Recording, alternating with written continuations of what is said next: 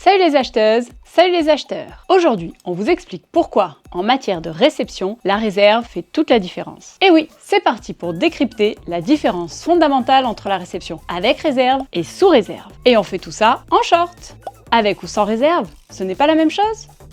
Le CCAG Travaux prévoit en fait plusieurs mécanismes dans son article 41. Réception partielle, avec réfaction de prix, avec réserve et sous réserve. Les deux notions sont bien distinctes. Dans le cas de la réception avec réserve, les travaux sont terminés et les réserves visent des imperfections ou des malfaçons qui nécessitent des travaux de reprise. Dans le cas de la réception sous réserve, on anticipe la fin des travaux. Soit des épreuves concluantes sont à réaliser pour les valider définitivement, soit des prestations ne sont pas encore exécutées à la date de réception des travaux et nécessiteront des travaux complémentaires. Prenons un exemple. Pour la réception sous réserve, j'ai fait construire un lycée, les travaux sont terminés, mais les essais de désenfumage n'ont pas pu se faire avant la date de réception avec la commission de sécurité. Dans ce cas, la réception est conditionnée au résultat de ces essais. Dans le cas de la réception avec réserve, les travaux sont terminés, les essais sont concluants, mais quelques portes présentent des défauts de réglage. Des reprises de peinture sont nécessaires dans quelques salles. La réception est effective tout de suite, les délais de garantie démarrent, mais l'entreprise est tenue de lever ses réserves. Mais alors, pourquoi est-ce qu'on les distingue ?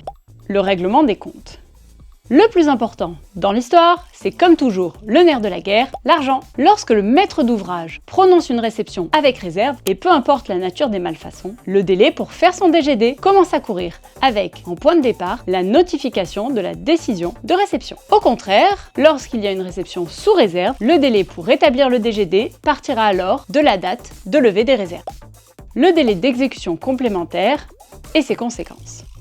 Dans le cas de la réception sous réserve, le titulaire n'a qu'un délai de 3 mois pour s'exécuter après le délai de réception. Mais dans le cas d'une réception avec réserve, le titulaire doit s'exécuter 3 mois au plus tard avant l'expiration du délai de garantie. Et s'il n'y a pas du tout de garantie, le maître d'ouvrage peut fixer son propre délai d'exécution des travaux complémentaires. Si le titulaire ne corrige pas dans les temps les malfaçons, il peut y avoir une exécution à ses frais et risques, ainsi que la prise en otage de sa retenue de garantie. Sans compter que le maître d'ouvrage pourrait prolonger le délai de garantie et par là même prolonger la responsabilité du titulaire. Et vous, dites-nous en commentaire, réception avec réserve, sous réserve ou c'est toujours un casse-tête? Voilà, c'est tout pour aujourd'hui. Quant à moi, je vous retrouve très bientôt pour toujours plus de shorts dans la commande publique.